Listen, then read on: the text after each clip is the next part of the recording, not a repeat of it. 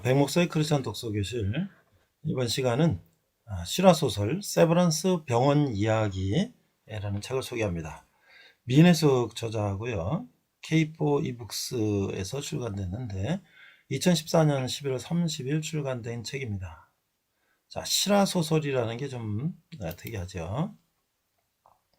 자, 이 책은 민혜숙의 실화소설. 자, 근데 이 저자는 연세대학교에서 학부, 석박사까지 밟으시고 이 책을 쓰셨는데 실화를 바탕으로 창작되었기에 더욱 큰 감동을 선사하고 연세대학교 세브란스 병원에 남다른 애정을 가진 그녀의 작품이라 작은 부분까지 놓치지 않는 섬세함이 돋보인다. 이게 이제 세브란스 과거의 광해현 제중원 건물입니다.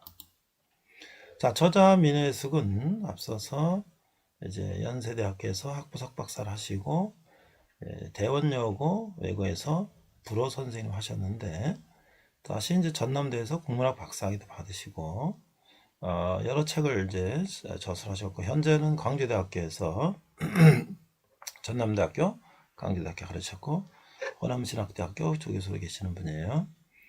자, 여기 이제 알렌 선교사라든지 옛날 그 건물에 제중원 건물 이런 사진들이 있습니다. 자, 목차를 보니까 할로윈에서 만난 제니, 다음에 제중원. 여기 이제 최초의 의과대학생 뒤에 가서 이제 보면은 처음에 이제 알렌 선교사가 이제 병원을 세우고 의과 학생들을 모집하려 했더니 학생들이 없어서 기생들을 데려다가 시작했다, 그런 얘기가 있어요. 자, 이 출판사에서는 이렇게 서평을 했습니다. 세브란스를 거쳐간 수많은 사람들, 연희 전문을 거쳐간 많은 성악자들, 언더우드, 하디, 알렌, 조지아나, 바이팅, 마펫, 스크랜튼, 게일 등 많은 성교사들, 그들과 함께 이 에비슨 박사도 있다는 거죠. 그래서 이제 민혜숙 저자로 소개하고 있습니다. 자, 이제 루스 채플 앞에 있던 기와집, 그 대청물에 고즈넉하게 앉은 잡초가 자라던 마당을 무심코 내려보던 기억은 있는데 그게 제중원 건물이라는 것을 몰랐다. 세브란스 병원 앞에서 매일 버스를 내려 백인을 따라 오르내리면서도 세브란스가 그냥 병원 이름인 줄 알았다. 자, 이게 지금 연세대학교 학생들도 잘 모르죠. 세브란스 병원에 근무하거나 의대 학생들은 좀 알 텐데 일반 학생들 모르는 것에 대해서 연세대학교 출신으로서도 좀 안타깝게 생각해서 이 책을 쓰셨다 그러는데요. 저는 이분이 민씨라는 거에도 굉장히 좀 특이한 점이 있다 생각합니다. 왜냐하면 알렌 선교사가 처음에 갑신정변 때 명성하고 민씨의 조카죠, 민영익을 고쳐준, 그게 계기로 돼서 광해현 제중원 세브란스 병원이 생긴 건데 같은 민씨라는 거에 아마 또 관심이 많지 않았을까 생각도 들어요. 자, 올리버 에빗은 누군가? 이분은 이제 캐나다의 가난한 집안에서 태어난 사람인데 의과대학 교수가 됐고 그 다음에 한국에 와서 서양 의술을 전파한 그런 이제 의료 선교사였다는 거죠. 당시의 사람들은 아이 속에 악령이 들어가서 병을 일으킨다고 생각했다. 죽은 아이를 묻지 않고 집으로 덮어서 지게얹은 채 벽에다 기대어 놓는 일도 있었다. 이게 참 우리의 그 무속신앙적인 결국 그것이 사람을 치료한다는 것도 무속적인 방법을 했는데 이제 이 의료 선교사들이 와서 의료 봉사뿐만 아니라 의과학을 만들어서 이제 한국에 오늘날 이제 세계에서 불어하는 그런 의료 한국이 된 것이죠. 멈추지 않는 도전. 자, 여기 이제 그 제중원을 현대식 건물로 신축해서 세브란스 병원을 설립하게 되고, 근데 이게 특별히 여기서 이제 세브란스라고 하는 유명한 사커가 있었다. 그분이 이제 이 거금을 이 제중원 광현을 이어서 이제 크게 정부에서 별로 이제 그 조선 정부에서 별로 이제 지원이 없으니까 어려움이 있었는데 이 사업가를 통해서 다시 이제 일어나게 된 것이죠. 그래서 이제 병원도 세브란스라는 이름을 쓰게 됐죠. 한 사람의 업적하기엔 너무나 많은 일을 해낸 에비슨 박사. 한국에 대한 사랑과 진심에서 우러나온 봉사정신이 아니었다면 불가능했을 것이다. 그래서 그가 이제 연세가 다 되셔서 미국으로 떠날 때는 800명에 되는 환상극이 서울역에 나와 있었다. 그런 이야기도 있습니다. 자, 이거에 대한 이제 그 리뷰를 하신 독자들이 이렇게 썼어요. 이 소설은 기독교 선교사 일대기니 기독교 정신이 전체에 스며 있다. 하지만 기독교의 가르침만을 우선시하는 이야기는 아니다. 모든 종교의 공통인 사랑 그리고 도움이 필요한 이들의 손을 잡아주는 봉사. 바로 이런 진심이 전해지기에 누구나 읽고 공부할 수 있는 책이다. 그렇게 했고요. 앞서 말한 것처럼 이제 미네스 이 저자에 대한 이야기가 있고, 오늘 이 사진을 보면 세브란스 병원이 굉장히 지금 아주 세계적으로도 명성을 떠넘기는 그런 병원이 됐죠. 이것이 의료 선교사로부터 이 독지가로부터 또 많은 이제 믿음의 의사들, 간호사들, 또 관계된 분들이 또 연세대학교와 함께 발전시켜 온 것이 오늘날의 세브란스가 아닌가 생각이 됩니다. 자, 이처럼 창문에 밝혔듯이 그녀도 에비슨과 세브란스에 대해 처음부터 잘 알고 있었던 건 아니다. 뒤늦게 그들에 대해 알게 되면서 부끄럽고 죄송한 마음을 지울 수가 없었다고 말한다. 그리고 연세대학교에서 그들에 대해 가르치지 않은 것을 안타까워했다. 연세대학교를 거쳐간 많은 학생들이나 세브란스 병원에서 치료받은 수많은 사람들, 그중 몇이나 에비슨과 세브란스 대화를 잘 알고 있을 것일까. 바로 이런 안타까움이 소설가 안혜숙이 이 소설을 창작하도록 만든 것이다. 저도 이제 개인적으로 우리 부모님 4대가 다 이북에서 평안대에서 예수 믿던 가정이어서 우리 뭐 사촌도 연세대 이대 간 사촌 누나들도 있고, 저도 연세대학교 가고 싶었는데 우리 고등학교 3학년 때 담임선생님이 고려대학교는 특차라는 게 있어서 특차 전학이 3번을 볼 수 있다. 그래서 특차로 가서 고려대학교를 갔는데 원래 저는 꿈이 연세대학교였어요. 자, 근데 제 딸이 이제 연세대학교 교육대학원에서 석사를 해서 또 우리가 연세대학교 또 가족이 됐습니다. 자, 이상 백목사의 크리스찬 독서 교실입니다. 네, 이번 시간은 솔로몬 이야기, 이제 솔로몬으로 넘어갔습니다. 사울과 다윗의 이야기가 지나가고 이제 솔로몬 왕 이야기가 오늘부터 시작이 됩니다. 오늘 제목은 다윗의 왕권 이양이라는 제목으로 오늘 본문은 역대상 28장 5절, 6절, 7절을 자막을 보면서 읽도록 하겠습니다. 다윗이 성전 건축을 지시하다. 자, 역대상 18장 5절. 여호와께서 내게 여러 아들을 주시고 그 모든 아들 중에서 내 아들 솔로몬을 택하사 여호와의 나라 왕위에 앉혀 이스라엘 다스리게 하려 하실세. 6절. 내게 이르시기를 내 아들 솔로몬 그가 내 성전을 건축하고 내 여러 뜰을 만들리니 이는 내가 그를 위하여 택하여 내 아들로 삼고 나는 그의 아버지가 될 것임이라. 7절. 그가 만일 나의 계명과 법도를 힘써 준행하기를 오늘과 같이 하면 내가 그의 나라를 영원히 견고하게 하리라 하셨느니라. 자, 제가 이 영어 성경으로 읽고 있습니다. 본문에 한해서요. 그래서 우리 젊은이들이 영어로 성경을 읽으면서 영어 공부도 하고 성경도 읽고 하는 그런 도전을 좀 받기 위해서입니다. 자, 1 Chronicles 28장 5절 6절 5절. And of all my sons, for the Lord has given me many sons. He has chosen my son Solomon to sit on the throne of the kingdom of the Lord of Israel. 이렇게 돼 있어요. 6절을 보니까 And he said to me, your son Solomon is the one who shall build my house and my courts. For I have chosen him to be a son to me, and I will be a father to him. 이렇게 되어 있습니다. 7절 보니까 And I will establish his kingdom forever, if he resolutely performs my commandments and my ordinance as is done now. 자, 우리가 이제 그 역대상의 28장 5절, 6절, 7절을 이제 본문으로 읽은 바와 같이 하나님께서 솔로몬을 택하시고 그에게 성전을 건축하도록 하셨는데 7절에 보면은 그가 만일 나의 계명과 법도를 힘써 준행하기를 오늘날과 같이 하면 내가 그의 나라를 영원히 경고하게 하리라 하셨다. 솔로몬은 처음에 얼마나 하나님을 정말 정성껏 정말 존귀하게 모셨습니까? 그러나 그는 결국 많은 이방 여인들을 왕비로 삼고 그 우상들을 가져오면서 거기에 이제 물들게 되었고 그는 타락하게 된 것이죠.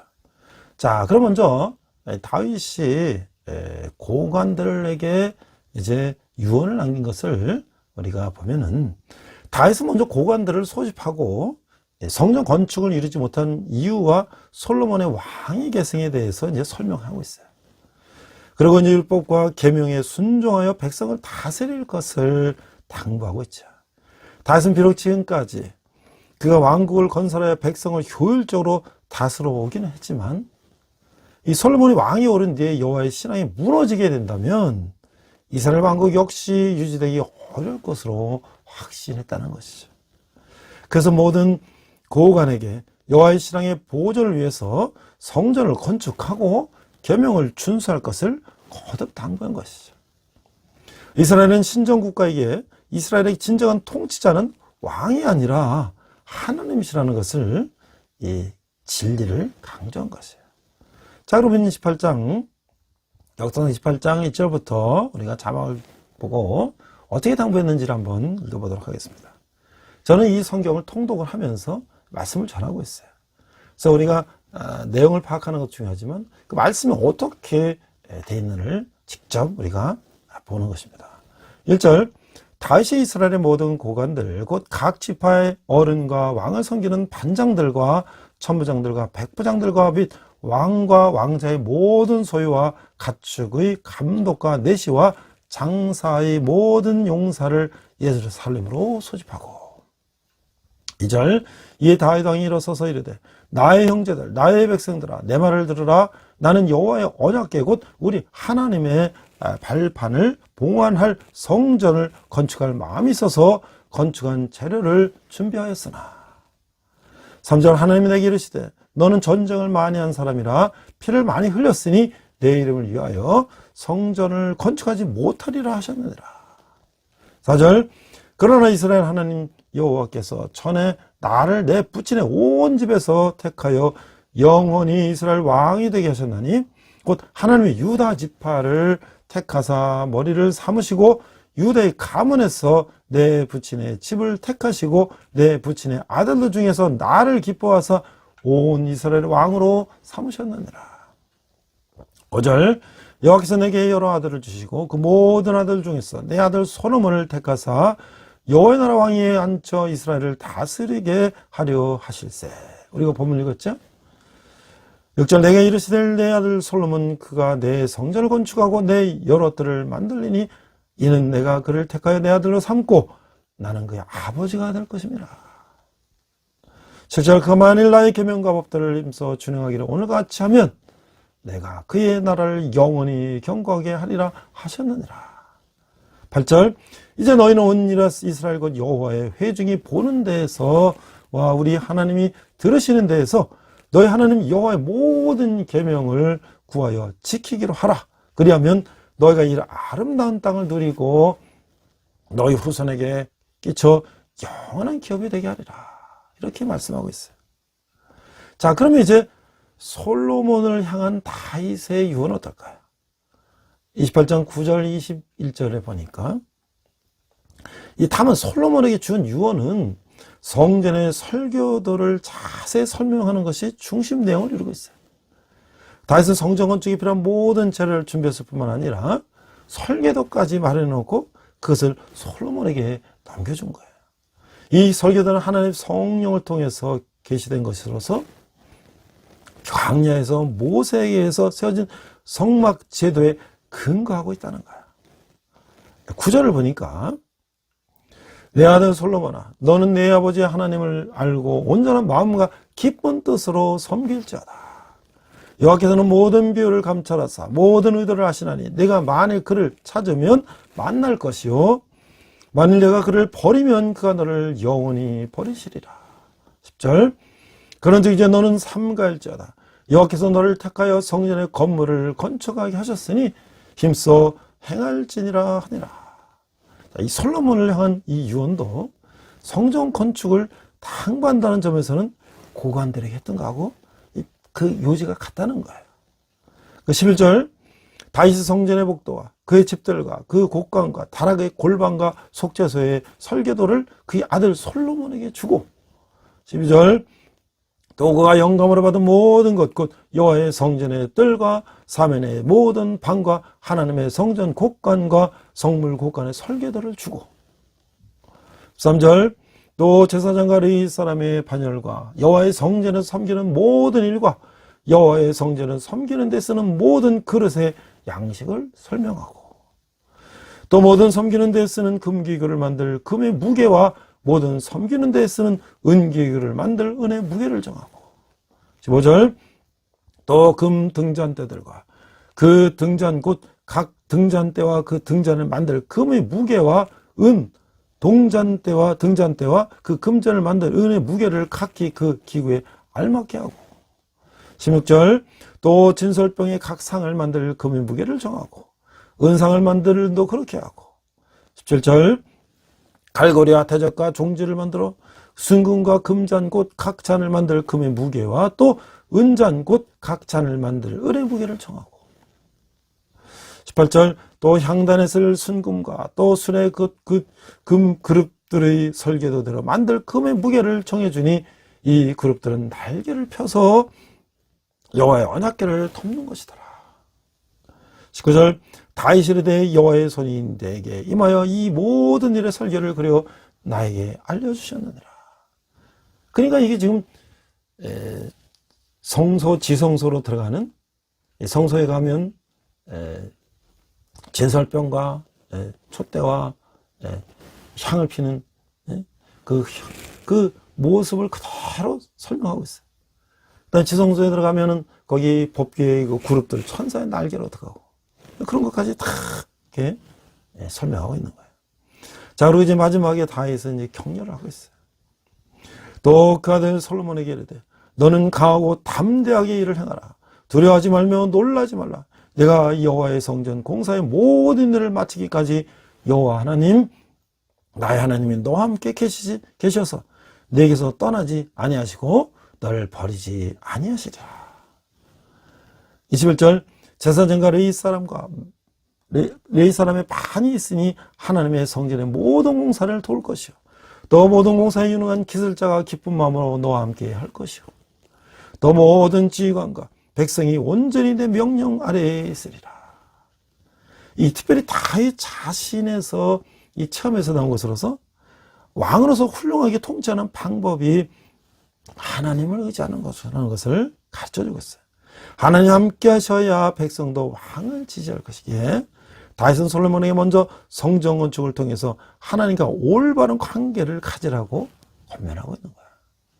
정말 이 다윗은 얼마나 하나님께서 모세에게 주셨던 그 성막대로 그걸 그대로 준비하고 그대로 무게까지 다 달아서 이 성전을 짓도록 준비를 해놓은 것이죠.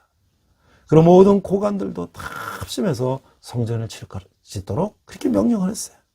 정말 솔로몬은 너무나 정말 감사한 일이죠. 아버지가 그 모든 것을 다 만들어서 그냥 그대로 따르고 순종하면 되는 것이죠. 그런데 옛말에도 부자가 망해도 3대 간다는 말도 있지만 부자가 3대 가기 어렵다는 말도 있어요. 그 믿음이 끝까지 가지 못한 것은 너무나 슬픈 이야기죠. 자, 그런데 오늘은 이 다윗이 성전을 짓는 것을 이제 솔로몬에게 이렇게 다 넘겨준 것처럼 세상에 그런 일들은 어떤 것이 있을까? 라고 제가 한번 생각하고 찾아봤어요. 그러면서 그 세브란스 병원이라는 것을 생각해 봤어요. 자, 그 병원은 처음에 이제 고종 때에 알렌이라고 하는 이 서양 선교사가 의료 선교사로서 이제 외교관으로서 이 조선 땅에 오게 되는 거야. 자, 이제 고종 때 미국 선교사이며 외교관이요 의사인 알렌은 미국 오하이오주 델라웨어에서 출생했는데 그가 1882년 웨슬리안 대학교 신학과 또 1883년에는 마이애미 의과대학을 졸업했어요. 이분은 신학과 의학을 다 하셨어요. 그럼 미국 북장로교에서 의료 선교사로 중국 상하이에 파송됐어요. 근데 1884년에 고종 21년에 한국 최초의 의료 선교사로 내한하게 됐어요. 그래서 미국 공사관에서 의사로 근무하게 됐는데 그 당시 1884년에 갑신정변이라는 이제 사건이 일어나죠. 그래서 거기서 이제 개화파들이 이제 그 개혁을 주장하다가 이제 관군에 쫓기고 뭐 이렇게 해서 결국 부상을 당하게 되고 특별히 그 중에 이제 고종 황제의 처인 명성황후의 조카인 이 민영익이라는 사람이 거의 이제 칼에 맞아서 죽을 지경이 됐는데 그를 이제 치료해서 살렸다는 것이죠. 그러니까 이렇게 엄청난 왕족의 이 친척을 조카를 살려냈으니 얼마나 이 왕비에게 이제 그 은혜를 입힌 거예요. 그래서 1885년 왕립병원 광해원이 생겼다. 이게 왕립병원이 된 거예요. 그래서 의료사에게 매직한 공로를 인정받아서 1880년에 이 알렌 선교사는 정이품에 해당하는 벼슬을 받게 됐다. 외국인 선교사 의사가 외국 공사관에 근무하는 외교관이 이런 벼슬을 받았다. 그래서 이제 나중에는 미국 워싱턴 주재의 한국 공사관 고문으로도 일하게 됐다. 그래서 청나라 이제 이런 간섭하는 것을 막는 그런 일도 했다라는 것이죠. 1890년 7월 북장로교회 선교부 위촉을 받고 다시 한국에 들어와서 공사관에 미국 공사관에 서기관이 되고 또 총영사 대리공사 등을 했단 말이죠. 그래서 그는 이제 우리나라의 이제 발전을 위해서 경인 철도 부설을 한다든지 전력회사를 설립한다든지 뭐 이런 것들을 이제 했고 또 미국에서 이제 하는 조선의 뭐 금광을 채굴한다든지 또 철도를 뭐 부설한다든지 뭐 이런 것들에 대해서 미국의 이제 국기율에서도 뭐 일을 했다는 거예요. 그래서 이제 결국은 이제 1905년에 을사조약이 체결이 되니까 조선의 외교권이라는 게 다 뺏기게 됐잖아요, 일본에. 근데 그는 이제 일본을 규탄하고 이제 한국 입장을 옹호하다가 미국의 루스벨트 대통령은 중립 노선에 따른 거예요. 결국은 일본은 조선 땅을 가지고 가고 우리는 필리핀 가지고 가고 서로 이제 강대국들이 그런 상황이었는데 이제 이 알렌 선교사의 주장은 미국 대통령의 방침하고 안 맞으니까 그는 결국 이제 귀환하게 됐다. 그래서 이제 미국에서 돌아가시게 됐다는 거예요. 자, 그런데 이 알렌 선교사가 병원을 시작했고 그것이 이제 광해원이었는데 근데 이제 그 최초의 병원이 이게 됐고 그 다음에 이 병원을 고종이 이제 제중원이다라고 이름을 지어줬어요. 그 뭐냐면 많은 백성 구제할 제자에다가 무리중자 의료원 원자죠. 많은 백성을 구제하는 그런 병원이다라. 그래서 이제 그런 이름을 받게 됐고 여기 이제 부설 왕립 이제 국립의학교가 생겼어요. 이거 보면 우리나라 최초의 이제 의대가 된 거죠. 그런데 그 당시에 조선에서 사람의 몸을 수술하고 말이죠. 이런 일을 하고자 하는 사람이 없죠. 그 당시에는 우리가 다 이게 글 배우고 천자문 배우고 다 해갖고 노노맹자 사삼경 뭐 해가지고 이제 선비가 되는 게 시대였는데 그 지원자가 없죠.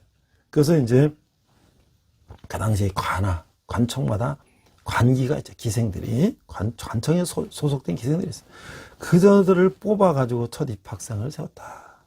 참 이게 이화여대에 처음 생기고 또 어린아이 뭐 이제 그런 고아나 이런 아이들을 데려다가 공부 가르쳤던 것처럼 참 비슷한 시기였어요. 그래서 현재 이게 을지로 일가에 있는 외환은행 그 근처에 시작했다가 다시 이제 현재 서울역 앞에 이제 세브란스 빌딩 소재인 이제 그 도동이나 복숭아골이라고 하는 거기서 이제 이전했다는 거예요. 자, 그런데 여기서 이제 더 중요한 인물이 또 나오는데, 제가 보니까 알렌과 에비슨과 그 다음에 세브란스가 연결이 되는 거예요. 그러니까 다윗이 성전을 세우려다가 연결돼서 솔로몬이 친 것처럼 이들은 그들이 원했던 원하지도 하나님의 놀라운 역사를 통해서 이제 에비슨이라는 사람이 또 나타나게 돼요.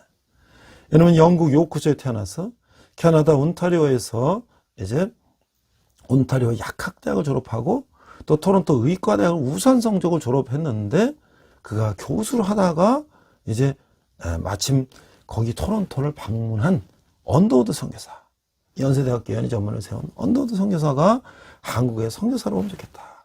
그래서 이분이 이제 제중원의 교수와 의사로서 이제 책임을 맡았다. 그런데 사실 뭐 조정이 그 당시에 이제 여러 가지 이제 일제 그 지배하였기 때문에 재정이나 이런 게 여의치 못하겠죠. 특히 또 외국 선교사가 하니까 일제에 많은 또 제약이 있었겠죠. 정부의 지원이 별로 없으니까 이제 다시 운영권을 이제 장로교 선교부로 이제 이관해 갖고 서로 공동으로 이제 운영하는 그런 상황이 됐다. 자, 그런데 이제 뭐 콜레라도 나오고 뭐 여러 가지 상황들이 나오는 그런 상황 속에서 열심히 이제 의학도 가르치고 이렇게 했는데, 자, 근데 이제 뭐 이 재정이 여러 이제 어려움을 닥치니까 이제 에비슨이 1899년에 안식년을 맞아서 캐나다로 돌아갔다. 그런데 그때 이제 모금을 했다는 거죠. 이 조선 땅에 이제 병원이 지금 여러 가지 자정난이 있으니까 도와주십시오 했는데, 그때 이제 미국의 클리블랜드에서 이 실업가인, 자선사가인 이 세브란스라고 하는 사람이 이 기증을 했다는 거예요. 그래서 이제 그때 최초의 현대식 병원을 건립했다. 그리고 이제 허스트 선교사가 부임하고 의학 교육이 점점 발전을 했고, 드디어 이제 의술인 이제 7명이 탄생하게 됐다. 우리나라 최초의 의사 면허 1번부터 7번이 그때 나왔다는 거예요. 그래서 이제 그 에비슨이 그 의학 교육을 시키고, 그래서 한국에 이제 현대적인 서양 의학이 본격적으로 이제 교육이 시작되고 발전하게 됐다. 자, 그래서 그 에비슨은 특별히 그 예방의학을 강조했고, 또 아들이 또 소아과의사, 더글러스 에비슨, 그 부자가 같이 와서 이제 조선의 의학 교육과 의술을 위해서 수고했다는 것이죠. 자, 그래서 이제 그렇게 큰 발전을 이뤘는데, 결정적으로 이 조선의 의학 교육에 또 병원을 현대화하는데 큰 기여를 했던 그 세브란스는 누군가?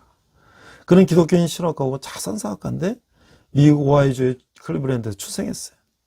그래서 에이비슨의 이제 그 선교 후원의 요청을 가지고 한국 의료 선교의 꿈을 갖게 됐고, 그 한국 의료 기관의 현대화에 참여하고자 병원비로 15,000불. 지금 사실 15,000불이면 1,000만 원, 뭐 한 2천만 원이 잘 안 되는, 그죠? 그런 돈이지만 그 당시에 지금부터 한 100년 전이면 어마어마한 돈이죠. 어마어마한 돈. 그리고 또 선교부에 10,000불을 기증했다. 그러니까 100년 전에 이 15,000불이라고 하는 것은 뭐 지금 막 환산하면 어마어마한 그 거액을 한국에다 이제 병원을 위해서 기증했다.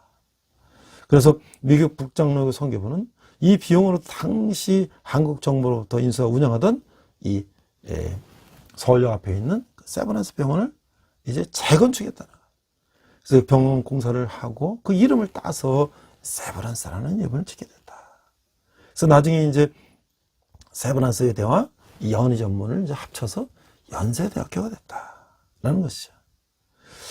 저는 이제 이런 하나의 우리나라의 그 현대 의료, 의학교육, 또 현대적인 이 병원, 이 시작된 그런 사건을 보면서 그분들이 계획하지는 않았지만 하나님의 섭리에 따라서 그렇게 알렌과 에비슨과 세브란스와 그런 사람들이 연결지면서 하나님 역사하시고, 또 이제 많은 이제 그 후에 오늘날까지 연세대학교 관계자들과 또 이제 세브란스 병원 관계자들과 많은 의사, 간호사, 직원들이 오늘날 그 뜻을 이어서 이렇게 이어진 걸 보면, 이 하나님이 함께 하시는 그런 역사를 우리는 볼 수가 있는 것이죠. 자, 그래서 이제 다시 다윗으로 돌아가면, 이제 지도자로서의 아름다운 모범을 보인 거예요. 다윗은 온 회중을 불러 모으고 성전 건축을 독려했어요. 그는 자신의 사유재산을 아직 하나님께 전을 거쳐는데 다 드렸어요. 왜냐하면 다윗은 자기의 모든 재산을 다 바쳤으니까. 그러니까 백성들도 다윗왕의 본을 따라서 자기의 모든 재산들을 기쁘게 드렸다는 거야. 자, 이 성전 건축에 쓸 예물을 보니까 29장 1절로 9절을 보니까 1절, 다윗 왕이 온 회중에 이르되 내 아들 솔로몬이 유일하게 하나님께서 택하신 바 되었으나 아직 어리고 미숙하여 이 공사는 크도다. 이 성전은 사람을 위한 것이 아니요 여호와 하나님을 위한 것이라. 2절, 내가 이미 내 하나님의 성전을 위하여 힘을 다하여 준비하였나니 곧 기구를 만들 금과 은과 놋과 철과 나무와 또 만호와 가공할 검은 보석과 채석과 다른 모든 보석과 옥돌이 매우 많으며. 3절, 성전을 위하여 준비한 이 모든 것에도 내 마음이 내 하나님의 성전을 사모함으로 내가 사유한 금은으로 내 하나님의 성전을 위하여 드렸노니. 4절, 곧 오빌의 금 3,000달란트와 수는 7,000달란트와 모든 성전 벽에 입히며. 5절, 금은 그릇을 만들어 장인의 손으로 하는 모든 일에 쓰게 하였노니 오늘 누가 즐거이 손에 채워 여호와께 드리겠느냐 하는지라. 6절, 이에 모든 가문의 지도자들과 이스라엘 모든 지파의 지도자들과 천부장과 백부장과 왕이 사무관이 다 즐거이 드리되.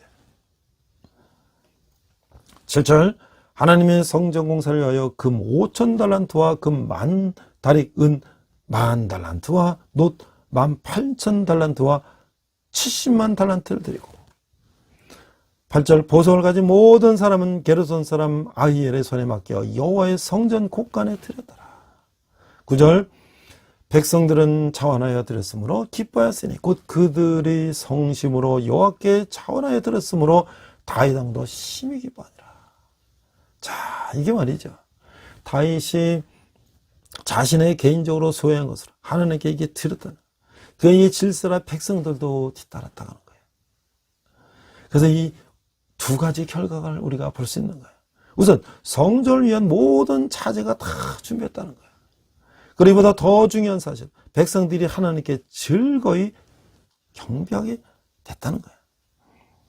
다윗 왕의 권위로 백성에게 헌물을 강요할 수 있었겠지만, 그렇다면 하나님의 기뻐하시는 즐거움으로 드리는 마음은 아마도 사라졌을 것이다 라는 것이죠. 다윗은 자신이 먼저 드림으로 백성들이 본이 된다는 것을 알게 된 거예요. 우리가 소유한 가장 귀한 것, 우리의 이 저금 통장에서가 아닌 마음으로부터 하나님께 우리가 헌금하고 있는지 우리는 자문해야 될 거예요. 억지가 아닌 즐거움으로 하나님께 우리의 시간을 드리고 있는지, 하나님이 우리를 귀하게 여기는 보물을 드리는 것을 기뻐할 것입니다. 우리의 그런 본을 많은 사람이 따라하게 될 것이라는 거예요. 역대상 29장 9절에서 사람들의 반응은 이렇게 놀라운 거예요. 백성이 자기의 즐거이 드림으로 기뻐하였으니 곧 저희가 성심으로 여호와께 즐거이 드림이며 다윗 왕도 기쁨을 이기지 못하니라 라는 거예요. 이게 얼마나 이게 정말 영광스러운 그런 순간이에요. 자신들의 지도자가 하나님께 전적으로 헌신하는 모습을 보는 것보다 더 사람들의 마음을 흔들어 놓는 일은 없다고 하는 것이죠. 지도자가 먼저 하나님께 온전한 순종을 할 때 사람들도 그 뒤를 기꺼이 따르게 된다고 하는 거예요. 그래서 29장 10절에서 20절을 보니까 이제 여호와를 송축하라. 성전 건축에 대한 열성과 헌신에 이어 역대기 기자는 이 탈락에서 다윗의 모든 다른 이 모습도 보여주면서 독자들을 더 감동케 하고 있어요. 29장 10절에 13절에 보니까 하나님께 감사와 찬양을 하고 있어요.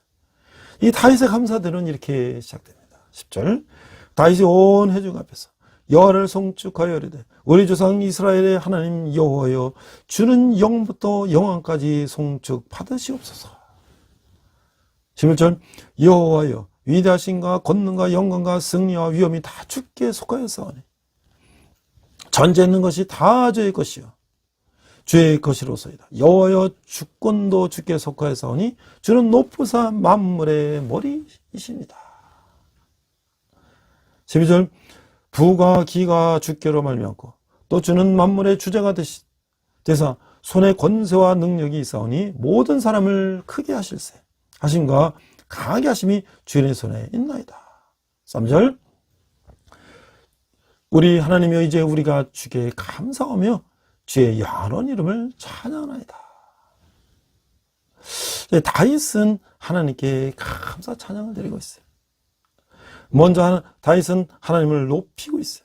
다윗은 하나님이 위대하시고 세상 모든 것이 다 하나님의 것이고 그분이 만물을 주관하시는 분이라고 고백하고 있어요. 역대 기자는 이스라엘 왕인 다윗으로 하여금 이런 고백을 하게 해서 하나님 온 우주 만물을 다스리는 진정한 왕이심을 독자들 하여금 깨닫게 하고 있는 거예요. 그래서 독자들도 다윗처럼 하나님을 높이도록 하고 있는 것이죠. 그래서 29장 14절 19절에 보니까 모든 것이 주께로 말미암사오니 14절 나와 내 백성이 무엇이기에 이처럼 즐거운 마음으로 드릴 힘이 있었나이까. 모든 것이 주께로 말미암사오니 우리가 주의 손에서 받는 것으로 주께 드렸을 뿐입니다. 15절 우리는 우리 조상들 같이 주님 앞에서 이방 나그네와 거리면 드리라. 세상에 있는 날이 그림자 같아서 희망이 없나이다. 16절 우리 하나님 여호와여 우리가 주와 거룩한 이름을 위하여 성전을 건축하려고 미리 저축한 이 모든 물건이 다 주의 손에서 왔사오니 다 주의 것이니이다. 17절 나의 하나님이여 주께서 마음을 감찰하시고 정직을 기뻐하시는 주를 내가 아나이다. 내가 정직한 마음으로 이 모든 것을 즐거이 드렸사오며 이제 내가 또 여기 있는 우리 백성이 주의 백성이 주께 자원하여 드리는 것을 보니 심히 기쁘도소이다. 18절 우리 조상들 아브라함과 이삭과 이스라엘 하나님 여호와여 주께 이것을 주의 백성의 심중에 영원히 두어 생각하게 하시고 그 마음을 준비하여 주께로 돌아오게 하시오며 19절 또 내 아들 솔로몬에게 정성된 마음을 주사 주의 계명과 권면과 율례를 지켜 이 모든 일을 행하게 하시고 내가 외워 준비한 것으로 성전을 건축하게 합소요 하였더라.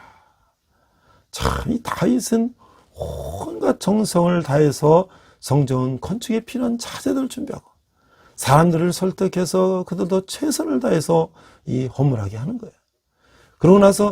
그리고 그렇게 하고 나서도 자신을 비롯해서 그들 모두가 아무것도 아니고 그들이 허물마저도 모두 하나님이 것이라고 고백하는 겸손한 마음을 보여주고 있어요.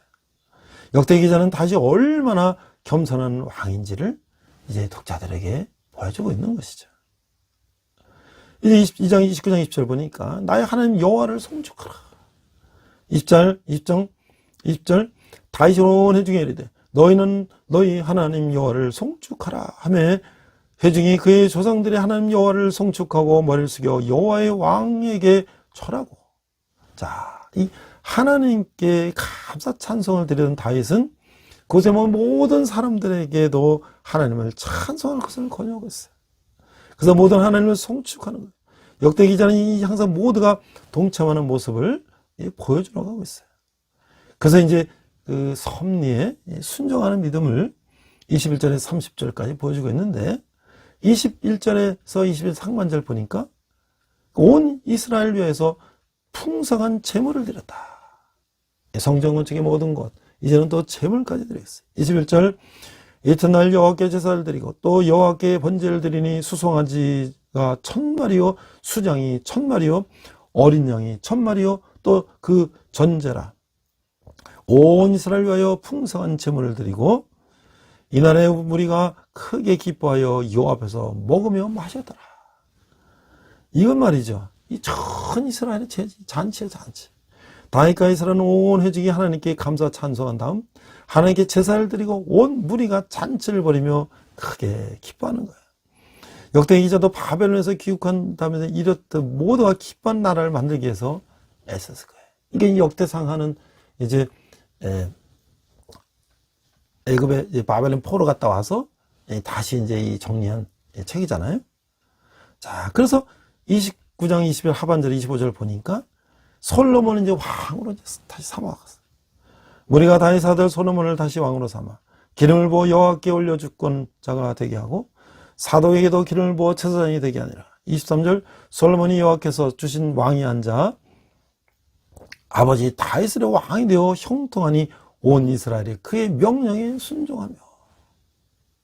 24절 모든 방백과 용사와 다윗 왕의 여러 아들들이 솔로몬 왕에게 복종하니.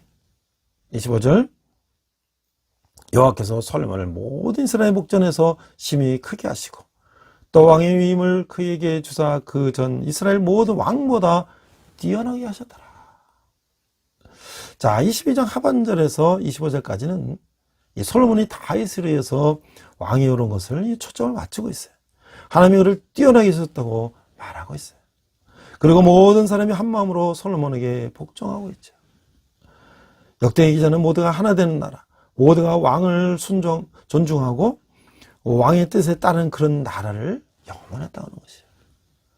그래서 이제 26절 3절 보니까 다윗의 행적이 이렇게 기록되는 거예요. 26절 이새의 아들 다윗이 온 이스라엘 왕이 되어 일주일 전 이스라엘을 다스린 기간은 40년이라 헤브론에서 7년간 다스렸고 예루살렘에서 33년을 다스렸더라. 28절 그가 나이 많아 늙도록 부하고 존귀를 누리다가 죽음에 그 아들 솔로몬이 대신하여 왕이 되니라. 이제 29절 다윗 왕의 행적은 처음부터 끝까지 선견자 사무엘의 글과 선지자 나단의 글과 선견자 가세 글에 다 기록되고 3절 그의 왕된 일과 그의 권세와 그의 이스라엘과 온 세상 모든 나라의 지난 날의 역사가 다 기록되어 있느니라. 이 역대기자는 이 단락에서 다윗 이야기를 이제 이렇게 마무리하고 있는 거예요. 역대기자는 그가 신앙적인 모델을 삼는 다윗이 얼마나 부하고 존귀했는지를 독자들에게 이렇게 설명하고 있는 거예요. 자, 우리가 이 역대기를 보면 그 인과응보를 우리가 할 수 있어요. 이게 성경 전체를 통해서 신실한이라는 것은 상을 받고 그렇지 못할 때는 벌을 받는 것이 마땅한 것으로 되어 있는데 역대상에서는 이 상과 벌들이 더 즉각적이며 개인적인 것으로 한 사람의 생애 안에서도 일어난다고 이야기하고 있는 거예요. 죄의 결과나 이런 행동에 대한 보상은 세대를 넘기지 않는다고 하는 거예요. 다윗의 그 의원에서 다음 같은 사실을 말하고 있어요. 28절 9절 앞에서 읽었죠. 내 아들 솔로몬아 너는 내 아버지의 하나님을 알고 온전한 마음과 기쁜 뜻으로 섬길지어다.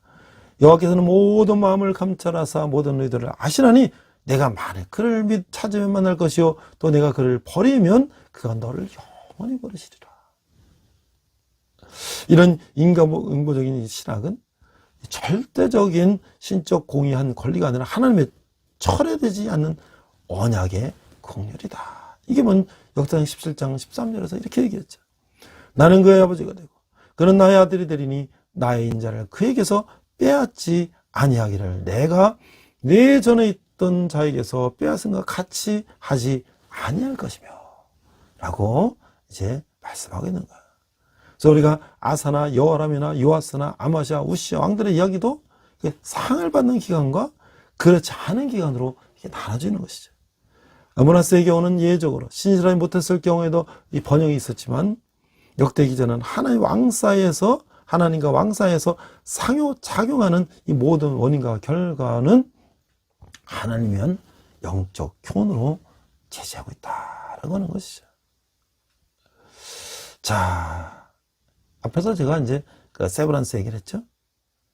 이 처음에 이런 서양성에서 하던 병원이 왕립병원이 되고 또 그것이 또 이제 에비슨이라는 또 의료 선교사가 또 오게 되고 그것이 다시 또 이제 세브란스라고 하는 사람이 또 거기다 투자를 하게 되고, 그래서 이게 오늘날 그런 정말 그 옛날 그 선교사의 그 흔적이 그냥 사라지고 역사의 뒤안길로 사라지는 것이나 오늘날 세계적인 병원으로 발전되는 걸 보면서 하나님의 뜻을 가진 이 백성들은, 선교사들은, 하나님의 백성들은 이 다윗의 이 성전 건축에 하는 그 노력을 다 성경을 통해 봤을 거예요. 그래서 그들은 그 자기 모든 재산, 자기 모든 학식, 자기 모든 의술을 이 전 세계에서 가장 가난하고 열악한 이 조선 땅에 와서 그것을 아낌없이 자기 생명까지도 바친 것이죠. 자, 그러고 보면 우리가 이 다윗이라는 사람이 얼마나 우리에게 그와 같은 모범을 보였는가 라는 것을 우리가 알 수가 있죠. 그 목동이었었고 도망자였었고, 그다가 그 난관을 극복하고 왕이 됐을 때 그는 뭐야? 그의 삶과 철학은 오직 하나님께 의지하고 있었다는 거야. 그래서 그 삶의 모든 기반은 하나님께 있었다는 거야. 그래서 우리가 오늘날 많은 사람들은 돈을 벌고 또 그걸 가지고 이제 올 여름 휴가는 어떻게 가고 또 뭘 먹고 뭘 쓰고 뭐 좋은 걸 뭘 사고 뭘 입고 이런 데 관심이 많죠. 그러나 정말 우리가 진정한 하나님의 백성, 우리가 이 다윗이 우리에게 보여준 것처럼, 그 다윗의 모습은 예수님이 이제 우리에게 보여준 모습을 구약시대에 미리 보여준 것이죠. 자기 모든 것을 하나님 앞에 드리는 다윗. 그래서 예수 그리스도께서 우리 백성들을 위해서 이 땅에 오셔서 자기 모든 피와 물방울 마지막까지도 우리에게 바치신 그런 모습을 우리는 보면서, 과연 우리 인생이 과연 이제 어디 여행 가고 뭐 맛있는 거 먹고 뭐 물론 그것도 중요하지만 그것이 우리의 궁극적인 목적이 된다면 우리 인생은 얼마나 정말 단세포적이고 정말 그런 단기적일까. 오늘 다윗을 생각하며 오늘 알렌 에비슨 세브란스라는 이런 선교사들과 헌신한 사람들을 바라보며 우리 믿음이 어떻게 가야 될 것인가. 그럼에도 불구하고 그 솔로몬은 나중에 타락되고 하나님께 버림받은 그런 사람이 됐는데 우리는 그런 사람이 되면 안 되겠다는 것을 오늘 다시 한번 우리 역대상을 통해서 예수 그리스도를 따라가는 그런 삶을 우리가 살아야겠다는 것을 다시 한번 우리가 결단하는 시간이 되기를 주님의 이름으로 축원합니다. 기도하겠습니다. 하나님 아버지 은혜를 감사합니다. 오늘 다윗의 그 성전 건축에 대한 그 모든 준비와 헌신을 바라보며 우리도 아버지 하나님 그러한 다윗의 그 믿음을 본받아 이 세상 가운데서 그런 모습대로 살아가는 저희들 되게 하여 주시옵소서. 감사드리며 예수님 이름으로 기도했습니다. 아멘.